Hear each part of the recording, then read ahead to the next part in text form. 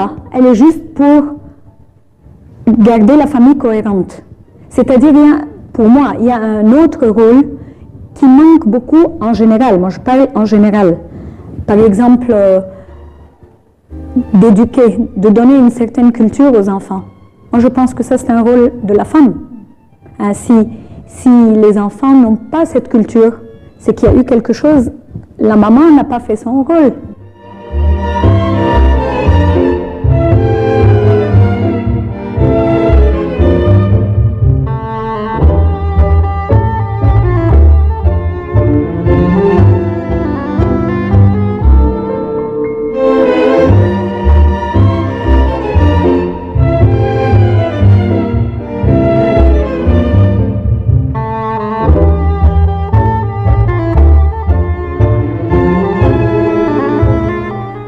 Afin de retransmettre cette culture, elle doit être elle-même cultivée. Est-ce que vous croyez que la femme égyptienne actuellement, est-ce qu'elle a l'occasion afin d'élaborer cette culture?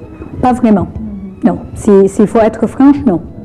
Elle, le fait, c'est de joindre les deux bouts. Mais à part ça, non. Très cultivée, non.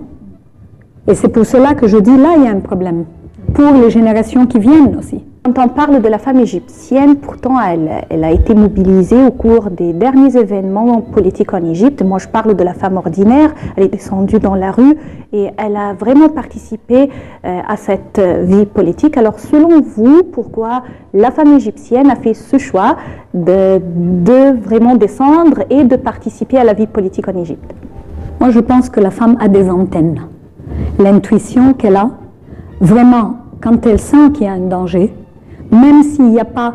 Moi, j'aime beaucoup une phrase qui parle de nous, des Égyptiens en général. Elle dit que vraiment, nous n'avons pas beaucoup de culture. Mais quand on sent le danger, la civilisation, on l'a sous la peau.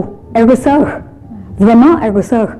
Alors moi, je pense que la femme est descendue vers le référendum, les votes, les élections, tout ça parce qu'elle a senti qu'il y avait un danger. Et elle a dû réagir, comme tout le monde a réagi. Mais les femmes, vraiment, c'était chapeau parce que même les queues, toutes ces queues qu'il y avait en Égypte, il y avait vraiment une grande majorité de femmes, de toutes conditions.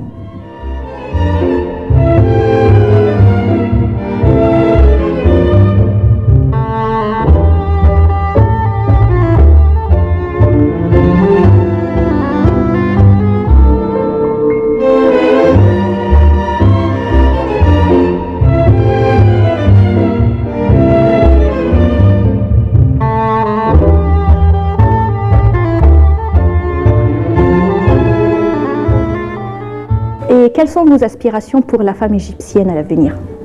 Alors, j'espère voir plus de femmes ministres. J'espère voir plus de femmes parlementaires.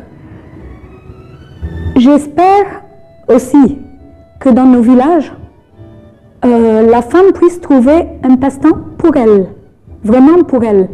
Je rêve de voir dans nos villages un cinéma, une bibliothèque et un lieu où femmes et hommes et enfants puissent se retrouver sans contrainte de culture, de ça ne va pas, ça va, c'est possible, c'est pas possible. Vraiment, je rêve de ça. On espère. Sérieusement, sérieusement. Madame Monel, je crois qu'il est temps actuellement de faire un petit tour et de découvrir avec vous non seulement les couleurs, mais également les idées de vos tableaux. Je ne veux pas vous choquer. D'accord, d'accord.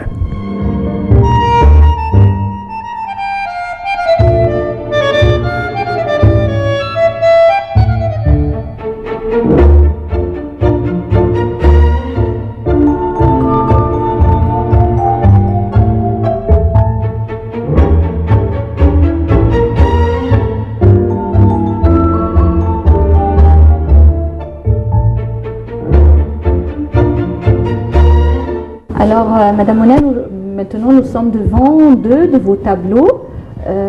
On voit que le thème principal qui domine non seulement la femme, mais également il y a l'amour. Alors, parlez-nous un peu de ces dessins, de choix de couleurs. Bon, alors là, c'est un tableau un peu cubique. Oui. Et j'ai pensé, en fait, quand je commence, je ne sais pas comment je vais continuer. Je commence, j'ai une idée, et puis au milieu, je me dis, tiens, bon, mais on peut le faire cubique, on peut mettre telle couleur. Donc vraiment, ce n'est pas prémédité, ce n'est pas que j'ai l'idée et je la mets. Alors là, il y a cette protection un peu dans le couple, et c'est tout. Vous dessinez, c'est-à-dire vous inspirez de vos idées à vous ou vous aviez des modèles? Non, là c'est de ma tête, mais d'autres, je ne peux pas dire. Là en fait, c'était une vague. Et j'ai pas aimé la vague. Alors il y avait la forme de la vague. Alors la vague m'a inspirée à faire une femme. Et le bleu? Le bleu parce que c'était une vague et j'avais envie de bleu. J'avais envie de faire du bleu. Le bleu, pour vous, est-ce que ça reflète la sérénité ou c'est le bleu de tristesse? Ce n'est ni l'un ni l'autre. Moi, en fait, pour mes couleurs, si on me demande, moi j'aime le rouge, le jaune, l'orange. Ça, ce sont plus mes couleurs. Elles sont très criardes. Mais même là, par exemple, il y a aussi des couleurs. Il y a du bleu, bien sûr. Là, je suis inspirée de peinture. Mais on me dit que ça me ressemble. Je ne sais pas. Mais plusieurs sont venus, on m'a dit, mais tiens, c'est toi. Vous n'aviez pas un modèle? Non. Oui. Non. Oui.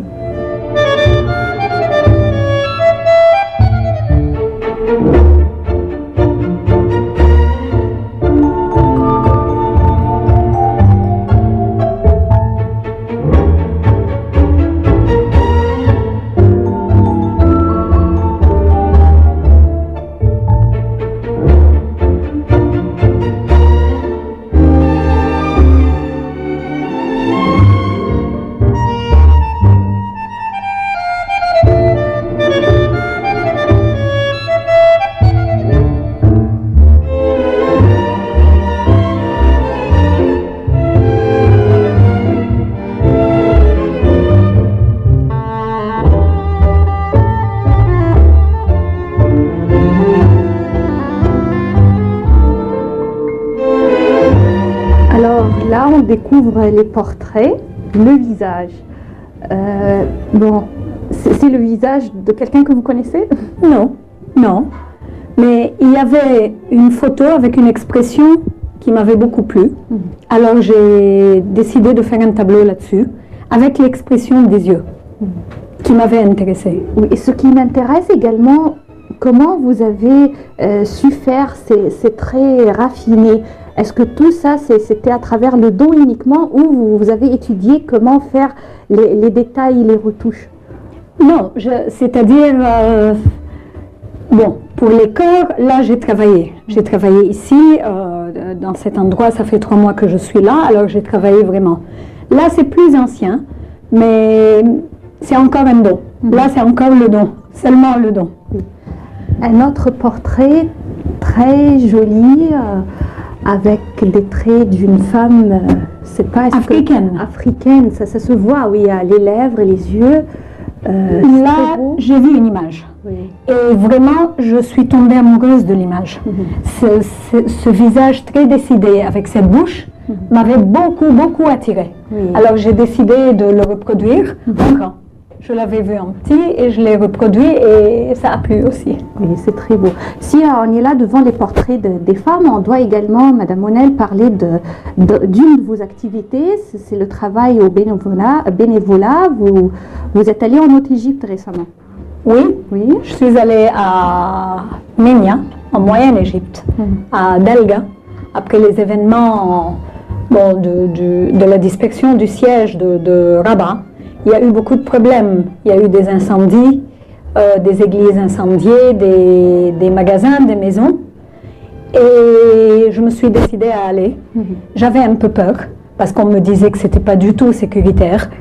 Et en plus, ce qui m'avait beaucoup peiné aussi, c'était une bibliothèque personnelle qui a été incendiée totalement. Et même j'ai des photos avec tout, 3000 bouquins incendiés.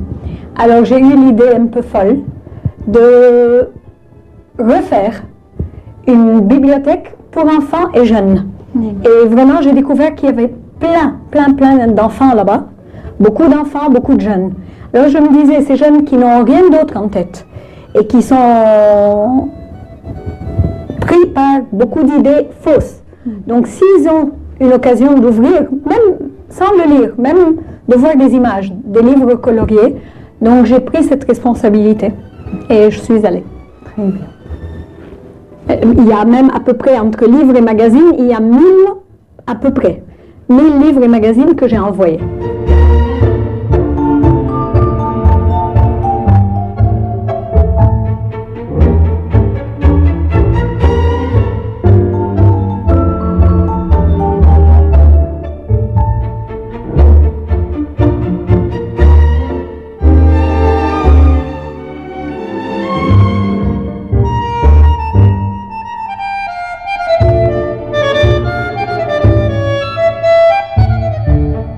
Bon, alors là, on passe à des tableaux où on peut voir des autoportraits. Ouais. Là, je travaillais, mon professeur a eu l'idée de me... Il m'a dit, fais un sketch. J'ai commencé à faire en travaillant, et puis ça lui a plu, alors il m'a demandé de faire alors l'autoportrait devant un miroir. Alors j'ai l'air très sérieux, peut-être ça ne me ressemble pas beaucoup, très sérieux en plus, parce que moi j'ai l'habitude de sourire, là ça ne me paraît pas du tout, parce que vraiment c'était un travail assez compliqué. Et j'ai fait ça. Ça lui a plu, il m'a dit on l'expose.